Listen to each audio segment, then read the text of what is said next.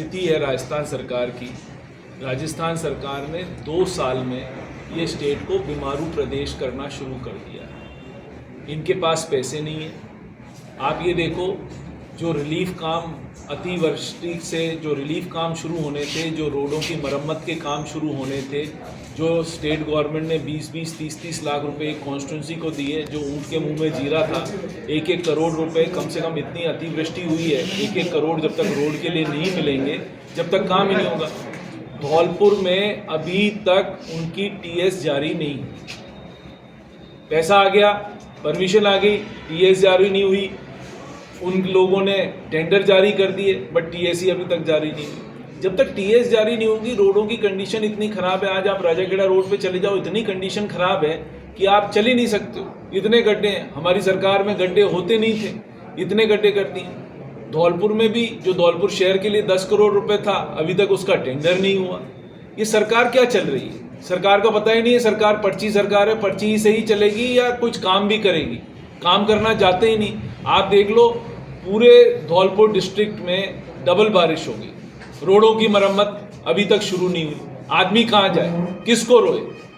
पैसा ही नहीं है ना। यहाँ पर कोई नगर पालिका में पैसा नहीं है, पैसा आ ही नहीं रहा नगर पालिकाओं में, कुछ भी नहीं हो रहा। आप ये देखो, आपने यहाँ सरपंच बना दिए, सरपंचों को आप एक पैसा नहीं दे रहे हो, क्योंकि वहाँ पर चुनाव नहीं हो रहे। आपने दिखाने के लिए उनको प्रशासक लगा दिया।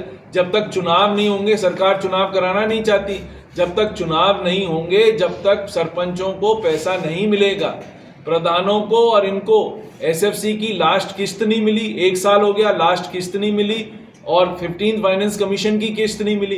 कहीं पैसा ही नहीं आ रहा, ट्रेजरी खाली पड़ी है। ट्रेजरी में कोई बिल जाता है तो 7 से 8 महीने लगते हैं ट्रेजरी में बिल पास होने के लिए। तो क्या ये सरकार चल रही है? सरकार बिल्कुल फेल सरकार है। और सरकार ने क्या करा है? सरकार ऐसी सरकार हो गई है कि सरकार ने इसको बीमारू कर दिया है। आपको ये जानकर इतना दुख होगा कि लास्ट टाइम इनने कहा था कि हम कैपिटल आउटले पर बजट खर्च करेंगे 45,000 करोड़, और खर्च कितना हुआ? 30,000 करोड़।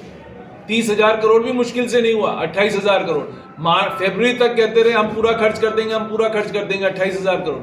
वो इसलिए खर्च नहीं कर पा रहे कि इनने ऑफलाइन इतना पैसा ले लिया है, कॉरपोरेशंस में इतना पैसा ले लिया है कि आपको ब्याज में ये सरकार पूरी हो रही है।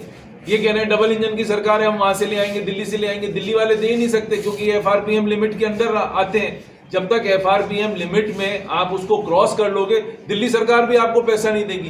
पैसा इस सरकार के पास है नहीं, काम ये सरकार कर नहीं सकती। गरीबों की पेंशन इस वक्त 3 महीने से गरीबों की पेंशन नहीं आई है।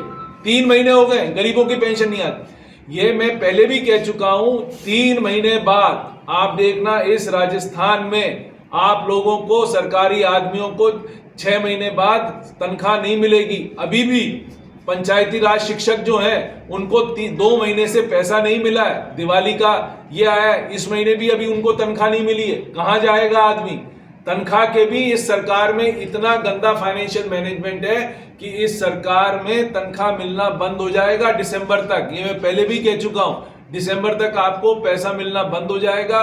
बीमारू प्रदेश आपने बना दिया, क्योंकि आप इसका मैनेजमेंट नहीं कर पाए। फाइनेंशियल मैनेजमेंट करने को लिए आपके पास कोई नहीं है, कुछ भी नहीं हो रहा। सरकार बिल्कुल फ्लॉप शो के अंदर है, कोई काम नहीं हो रहा, गरीबों को पेंशन नहीं मिल रही। इससे ज्यादा बद से बदतर स्थिति क्या होगी?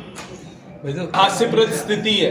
चंबल लिफ्ट परियोजना का आपने शिलान्यास वो कर दिया कि आपने लोकार्पण कर दिया, वो अभी तक कंप्लीट ही नहीं है। अभी भी 3 या 4 किलोमीटर तो बड़े पाइप डलने, अभी बांध में पानी आना है, कुछ होना है, कुछ भी नहीं हुआ है। अभी तो ये लोकार्पण करने से पहले यहाँ इंजीनियर्स को देखना चाहिए। अभी तो कम से कम 6 से 7 महीने लगेंगे। आपकी डिग्गियां ही नहीं बनी है। डिग्गियां जो बननी थी, 100 से ऊपर डिग्गियां बननी थी, अभी तो टोटल मिला के 24 डिग्गियां बनी है। क्या अपन कर रहे हैं? क्या मजाक कर रहे हैं? लोगों के आंखों में धूल झोंकना चाहते हैं। प्रधानमंत्री से लोकार्पण करा दिया जल्दी में कि करा दो, कि प्रधानमंत्री को दिखे कि बहुत काम हो रहा है, काम कुछ हो नहीं रहा है। आज 5 साल हो गए, आप पैसा दे नहीं पा रहे हो इरिगेशन डिपार्टमेंट को, ठेकेदार काम नहीं कर पा रहा।